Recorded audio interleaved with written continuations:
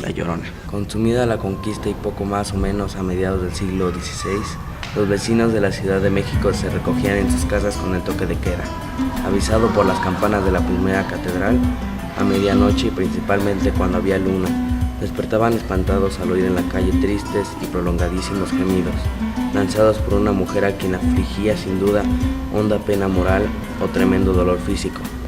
En las primeras noches los vecinos se resignaban a santiguarse por el temor que les causaban aquellos lúgubres gemidos, que según ellos pertenecían a un ánima del otro mundo, pero fueron tantos y tan repetidos y se prolongaron por tanto tiempo, que algunos osados quisieron cerciorarse con sus propios ojos qué era aquello, y primero desde las puertas entornadas de las ventanas o balcones, y enseguida atreviéndose a salir a las calles, lograron ver a la que en silencio de las oscuras noches o en aquellas en que la luz pálida de la luna caía como un manto vaporoso, lanzaba agudos y agónicos gemidos. Vestía la mujer un traje blanco y un espeso velo cubría su rostro. Con lentos y callados pasos recorría muchas calles de la ciudad. Cada noche tomaba distintas calles, pero siempre pasaba por la Plaza Mayor, hoy conocida como el Zócalo de la capital, donde se detenía e hincada de rodillas daba el último angustioso y languidísimo lamento en dirección al oriente. Después continuaba con el paso lento y pausado hacia el mismo rumbo, y al llegar a orillas del lago, que en ese tiempo penetraba dentro de algunos barrios como una sombra desvanecía entre sus aguas. La hora avanzada de la noche, dice el doctor José María Marroquí. El silencio y la soledad de las calles y plazas, el traje, el aire, el pausado andar de aquella mujer misteriosa y sobre todo lo penetrante, agudo y prolongado de su gemido, quedaba siempre cayendo en tierras de rodillas. Formaba un conjunto que aterrorizaba a cuantos la veían y oían, y no pocos de los conquistadores valerosos y esforzados quedaban en presencia de aquella mujer, mudos y pálidos y fríos como de mármol. Los más animosos apenas se atrevían a seguirle a la larga distancia, aprovechando la claridad de la luna, sin lograr otra cosa que verla desaparecer llegando al lago, como si se sumergiera entre las aguas, y no pudiéndose averiguar más de ella e ignorándose quién era, de dónde venía y a dónde iba. Se le dio el nombre de La Llorona. Leyenda de la isla de las muñecas. Hace muchos años un señor vivía en el lago de México. Vivía en su bote, pero vivía con miedo a que años atrás una niña había muerto en el lugar y su fantasma había comenzado a asustarlo en las noches. El señor decidió comenzar a hacer ofrendas al fantasma de la niña con la esperanza de que lo dejara en paz. Comenzó a dejar muñecas para que el fantasma pudiera jugar con ellas. Después de algunos años había logrado recolectar una gran cantidad de muñecas, pero después de un tiempo el hombre falleció, dejando la colección de muñecas en una pequeña isla. Cuando las personas que al pasar por donde están las muñecas, a veces se puede escuchar como si alguien jugara con ellas. Desde ese momento comenzó a creerse la leyenda de la isla de las muñecas. Leyenda del jinete sin cabeza es una historia originada en los años 1776 en Estados Unidos. La leyenda cuenta que un grupo de la Armada Británica fue asesinado brutalmente, pero un solo fue capturado por sus enemigos. Este era el jinete sin cabeza, un alemán contratado para esta guerra. El mismo fue decapitado con su propia espada. Desde ese momento se dice que un espíritu ronda buscando cabezas humanas.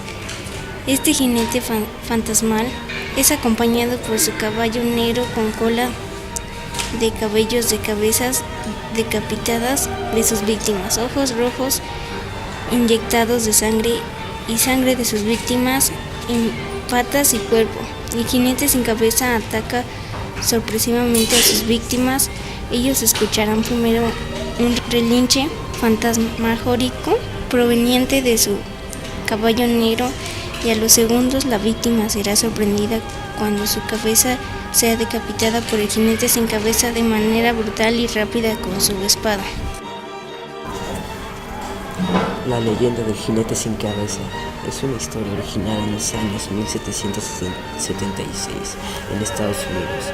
La leyenda cuenta que en un grupo de la Armada Británica fue asesinado brutalmente, pero uno solo fue capturado por sus enemigos. Este era el jinete sin cabeza, un alemán contratado para esta guerra. Él mismo fue decapitado con su propia espada. Desde ese momento se dice que su espíritu ronda buscando cabezas humanas. Este jinete fantasmal es acompañado por su caballo negro, con cola de cabellos de cabezas decapitadas de sus víctimas, ojos rojos inyectados de sangre y sangre de sus víctimas en patas y cuerpo. El jinete sin cabeza ataca sorpresivamente a sus víctimas.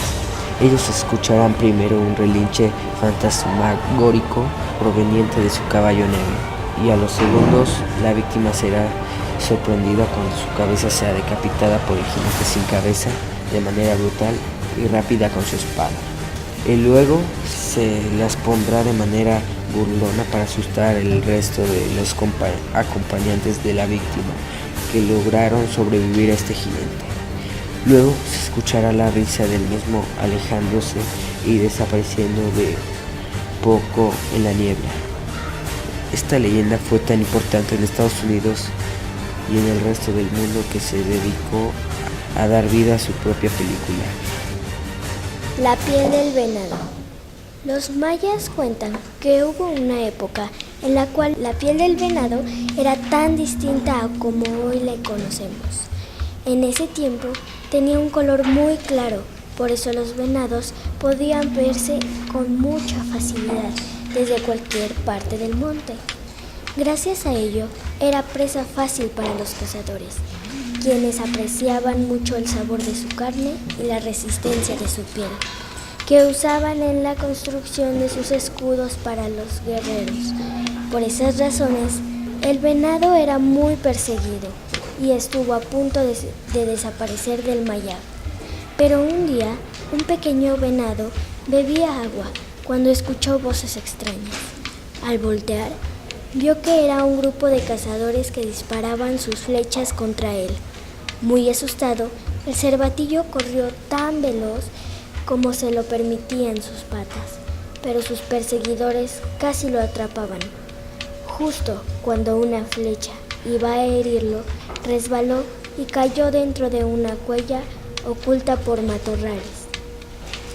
En esta cueva vivían 3 genios buenos, quienes escucharon al venado quejarse, ya que se había lastimado una pata al caer.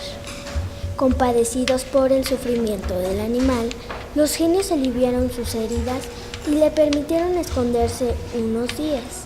El cervatillo estaba muy agradecido y no se cansaba de lamerle las manos de sus protectores, así que los genios le tomaron cariño. En unos días, el animal sanó y ya podía irse de la cueva.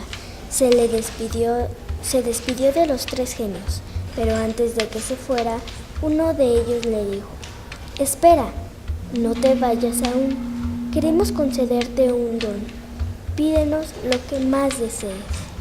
El cervatillo lo pensó un rato y después les dijo con seriedad: «Lo que más deseo es que los venados estemos protegidos de los hombres.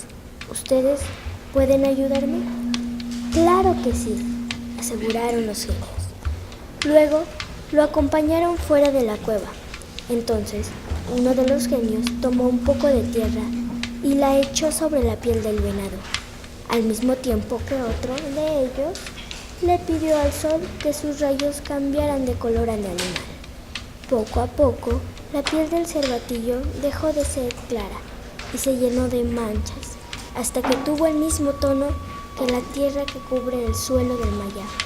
En ese momento, el tercer genio dijo: «A partir de hoy, la piel de los venados tendrá el color de nuestra tierra y con ella será confundida.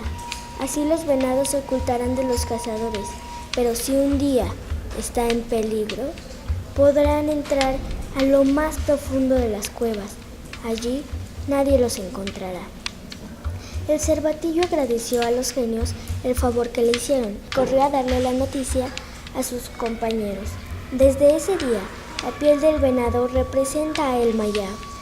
Su color es la tierra y las manchas que la cubren son como la entrada de las cuevas.